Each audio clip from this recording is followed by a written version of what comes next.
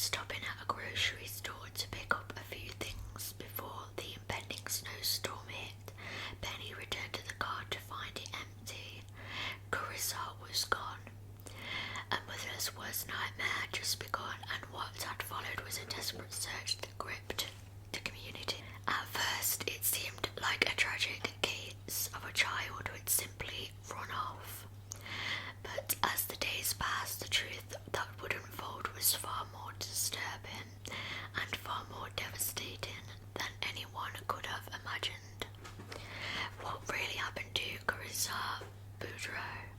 How did a family conflict escalate into one of the most shocking crimes in Canadian history? This is a case that rocked the small community of Bridgewater, Nova Scotia, Canada.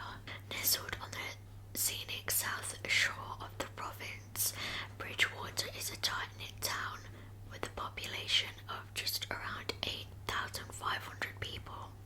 It's the kind of place where neighbours know each other, where kids play safely in the streets and crime is almost unheard of. Located about an hour's drive from Halifax, the capital of Nova Scotia, Bridgewater is often seen as a peaceful retreat from city life. It's a place where families come to put down roots, drawn by its safe, welcoming atmosphere. The town itself is surrounded by nature, making it a popular spot for outdoor enthusiasts who enjoy biking, golfing and sailing. It's the kind of community where bad things just don't happen until they do. In January of 2008, that sense of safety was shattered. What happened in this little town wasn't just a crime, it was an unthinkable act that left residents questioning how something so vile could happen right in their backyard. It's a story that forever changed Bridgewater, leaving behind a scar that would never truly heal. On the night of January the 27th, 2008, panic and fear settled over Bridgewater.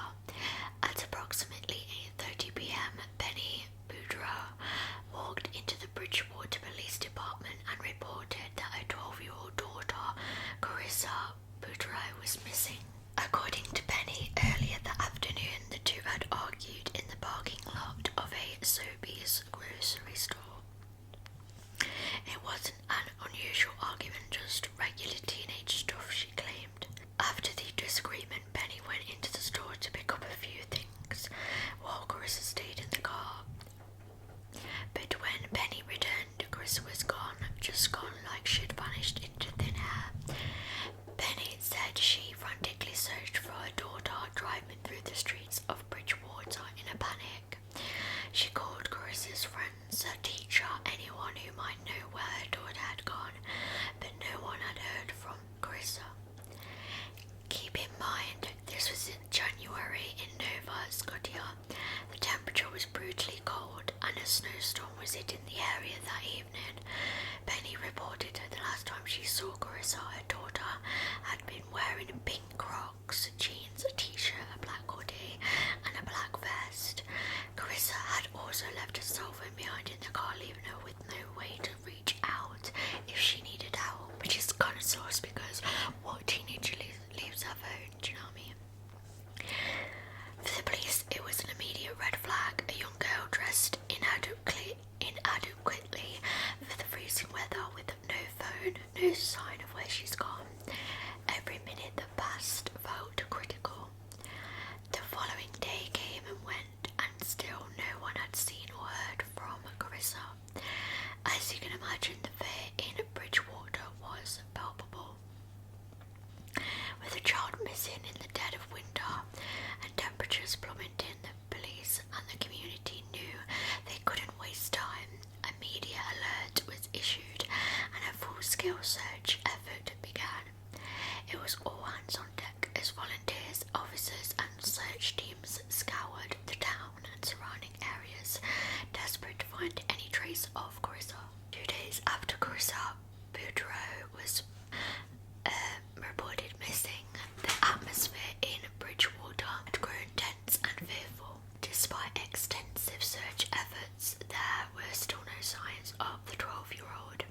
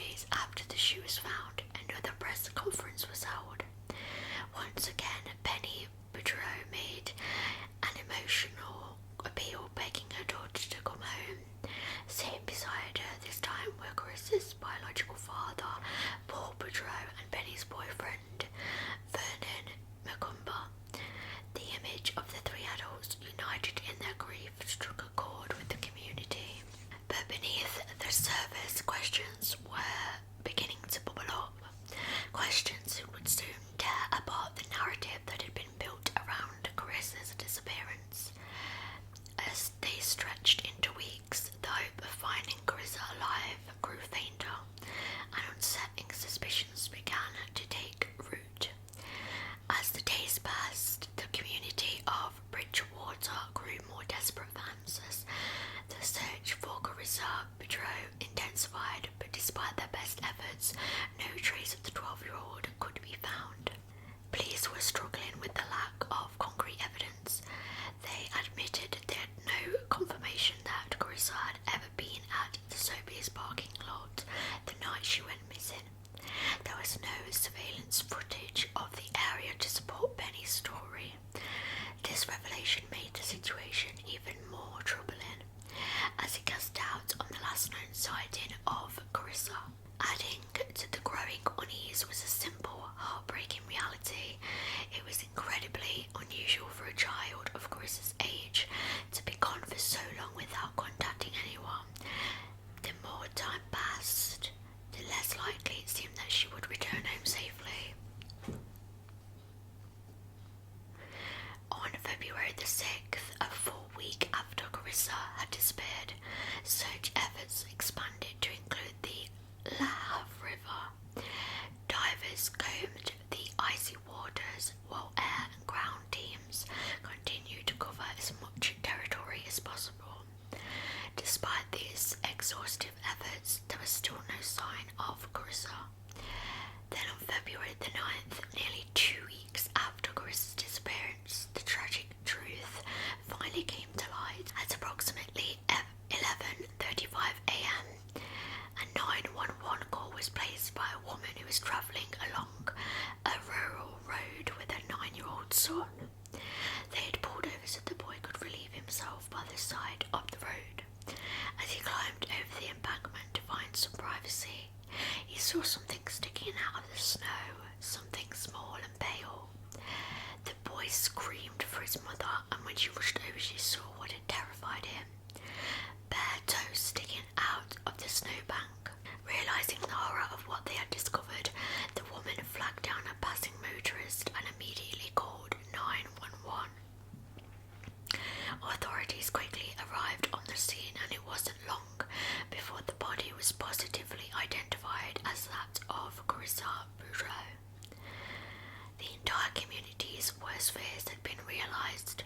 Karissa hadn't just run away, something far more sinister had happened. For the mother and her young son who made the discovery, it was a nightmare they would never forget. To stumble across the body of a missing child in such a way, especially as a 9-year-old, was nothing short of traumatic.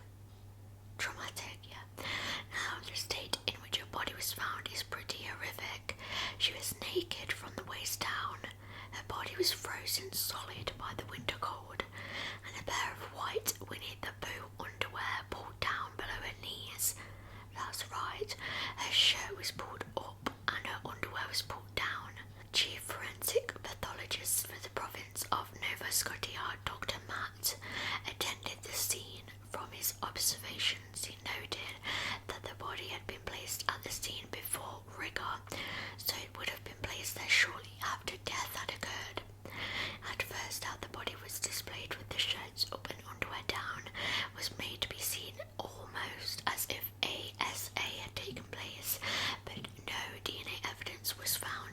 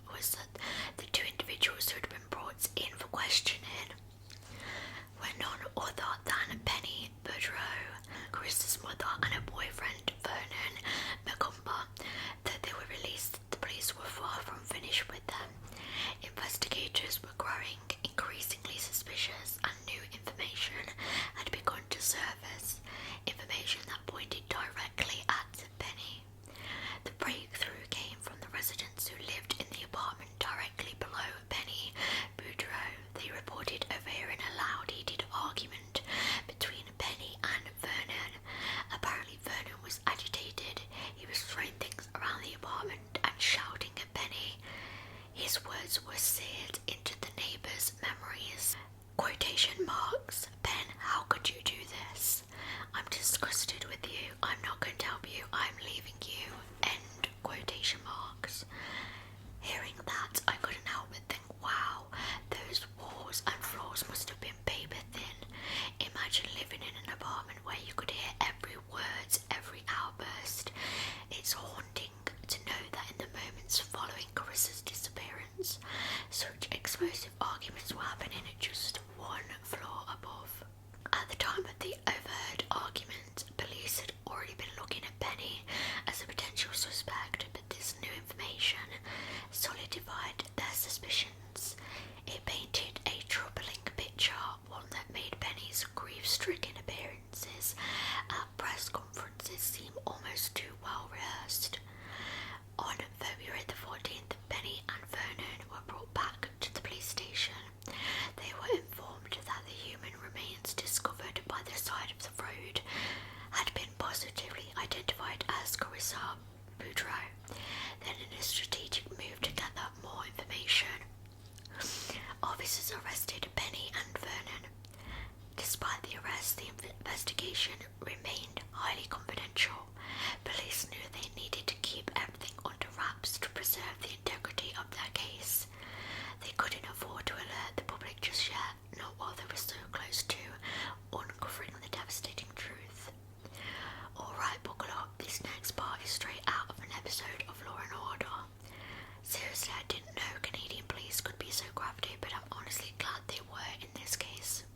The thing is, police knew they had a ton of circumstantial evidence pointing toward Penny Budro, but nothing solid, nothing that would guarantee a conviction. They needed more, so they came up with a plan that was nothing short of genius. While Penny and Vernon were still in custody, police planted an undercover officer in Vernon's cell. This undercover officer posed as a member of a crime organisation based out of Montreal. He didn't push for details about Karissa's death. Instead, he just formed a bond with Vernon. Slowly but surely, the undercover agent gained his trust, even hinting that he could have used some help with the business opportunity. It was a job he needed someone taken out. In return, he'd destroy whatever evidence the police had against them. And get this, both Penny and Vernon were completely on board. They actually thought they could make some quick cash by working with this supposed criminal. Let's take a moment to appreciate how ridiculous this is. Your daughter has just been found murdered and you're number one suspect. Somehow you're released from jail and you think it's a great idea to link up with a stranger offering shady work. It's mind-boggling. Fast forward to early May when Penny and Vernon are out of jail. Thinking they're total free birds, and these two geniuses met up with the undercover officer to discuss how they can help out. And here's where things get wild. Penny, as usual, just could not stop talking. During this meeting, she spilled everything. According to the affidavit, I don't know how you pronounce it, but I know what it's saying, but anyway. Affidavit, I think it's pronounced, yeah, affidavit. Here's what she revealed. Penny and Vernon had been having issues that all revolved around Karissa. Vernon had given Penny an ultimatum, either him or Karissa. Vernon repeatedly told Penny that he couldn't live with the daughter anymore. This ultimatum in Penny's mind left her with one option. She claimed that Vernon had nothing to do with the actual murder, it was all on her. Penny recounted the day it happened, Sunday, January the 27th, 2008. She said she and Karissa had gone for a drive around 3 to 4 p.m, heading to Lunenburg and back. They talked about the drive, but during the drive, but things got heated. Both were angry. Penny said she did what she had to do. They returned to Sobeys parking lot around 5:30 p.m. Penny went inside to grab juice and bacon, leaving Karissa alive in the car. She even called Vernon from inside the store, leaving him a voicemail saying that Karissa wasn't in the car when she came out. When she got back to the vehicle, she placed the groceries in the trunk. That's when she grabbed a piece of beige twine, putting it in her pocket because, in her words, she knew she had to do away with her.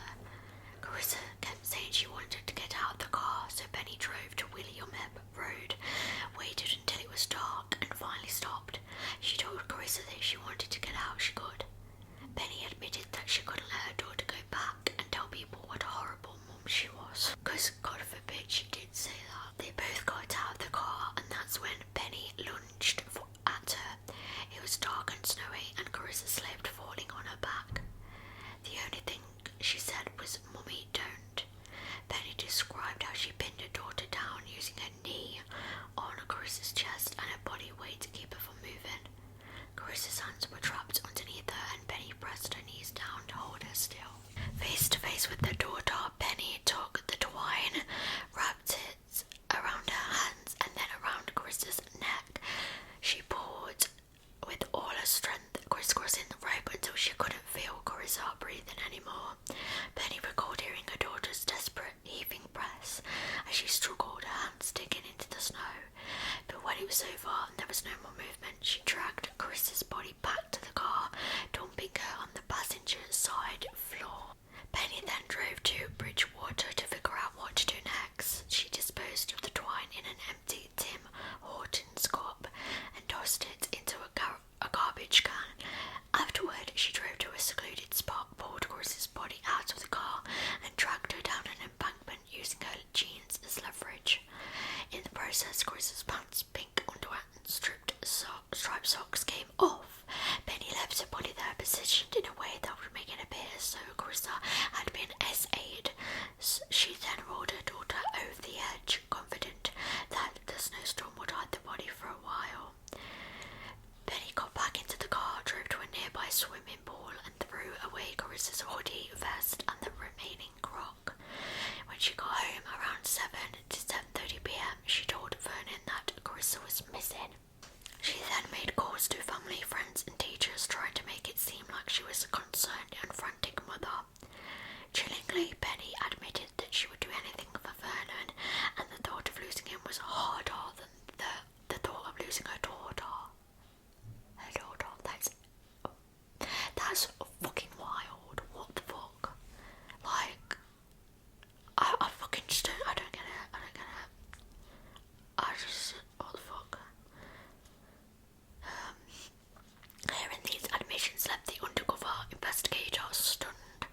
Not only had Penny confessed, but she'd provided specific, disturbing details that only the killer would know. And to think that Penny was willing to do it all for a man who had given her an ultimatum. Yeah, a disgusting scumbag who literally was like, "Oh, you've got to either choose me between me and your own daughter." Like, that's effed up. Like, that's just effed up. And it's even more effed up that her mum was like, "Oh yeah, I don't want to lose him, so screw my daughter." Like, what the fuck? I just fucking don't understand the logic. Like, she doesn't deserve to have the title mother on her name, because that is not what a mother is at all. It's a fucking opposite. Like,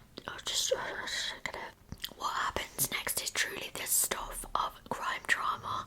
The police had done everything right so far. They had formed a bond between Penny and the undercover officer, gathered a chilling confession and kept their investigation airtight.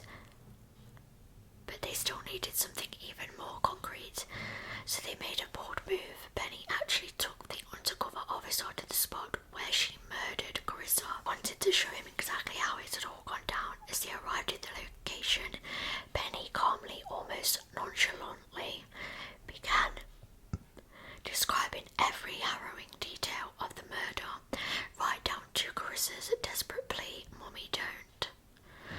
What Penny didn't know was that the entire scene was being recorded. Hidden in the bushes were police officers videotaping every word, every movement, every remorseless gesture. Those officers, along with the undercover agent, were stunned by how easily she recounted the events. It was like she was talking about a routine errand, not the brutal murder of her own daughter. On the morning of June the 14th, 2008, Penny Budro was finally arrested for the murder of her daughter, Karissa. I can just imagine that Penny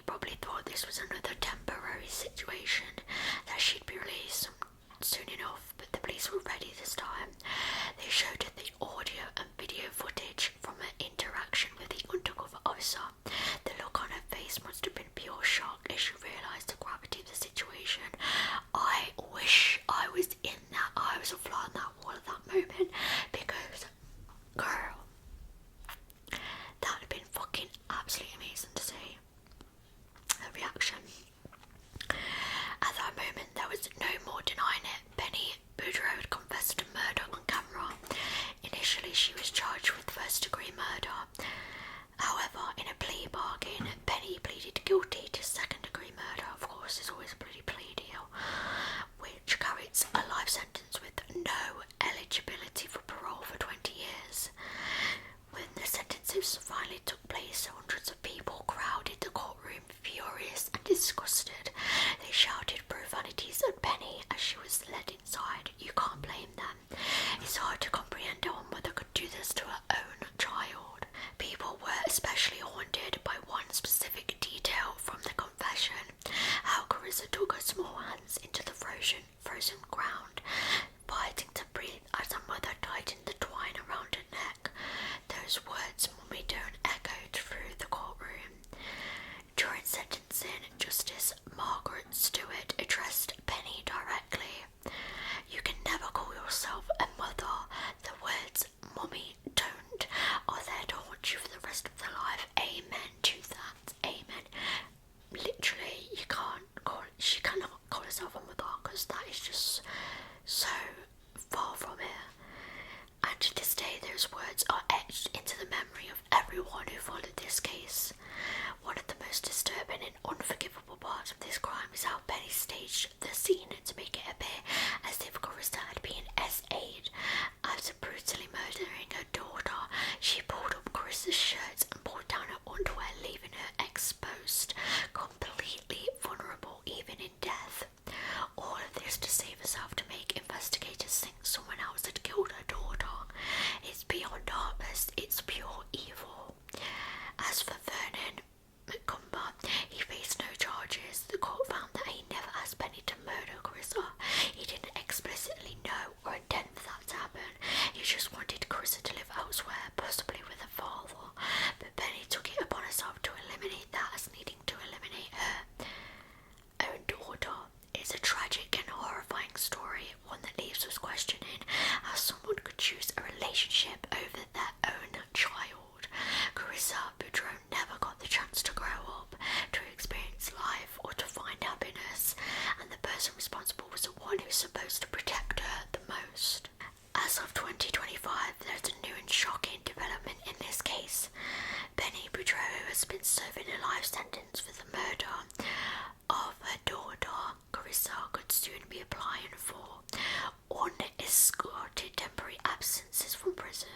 Yes, you heard that right. The Parole Board of Canada recently made a decision granting Penny escorted temporary absences, noting that Correctional Service Canada appears to be looking towards June 2025 as a possible hearing date for a more liberal release, meaning unescorted absences. Naturally, this potential move has stirred up a lot of emotions and concerns, not just from Karissa's remaining family, but from the entire community and beyond. According to the Parole Board, Budro has already completed numerous escorted absences since they were first approved for her back in 2018. In this latest decision, the board granted her 18 more escorted absences to participate in church services and related activities. These included attending special community events, Bible study and meetings with the pastor or congregation, each absence lasting up to 6 hours including travel time. If that wasn't enough to digest, Budro had also been granted 4 escorted absences of up to 7 hours each to see family members. However, the board noticed that one of her parents had since ceased contact with her due to the negative media attention surrounding the murder of Karissa. So they didn't part ways because she murdered a grandchild. No. This whole family and this whole thing just sounds so effed up. And here's what might be the most perplexing part. A psychological risk assessment completed last fall stated that Budro's overall risk within the community on unescorted temporary absences and or day parole was generally low. It also noted that her global risk for future recidivism, whether violent or general, was estimated to be in the very low range.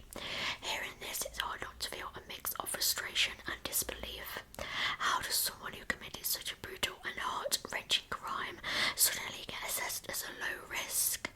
Many people in the community feel that no amount of rehabilitation can make up for the horror of what she did to her own daughter. As of remains in prison, but if the parole board moves forward with this potential unescorted release, it's certain to reignite public outrage and fear in the small town of Bridgewater, where the memory of Karissa's murder is still painfully fresh, even after all these years. It's truly unsettling to think that someone capable of such evil could walk again among us, even temporarily. Karissa Boudreau's story is just heartbreaking. A little girl taken from the world in the worst way possible by the person who is supposed to keep her safe. Hearing her last words, "Mommy, don't," is something that sticks with you. It's raw and painful,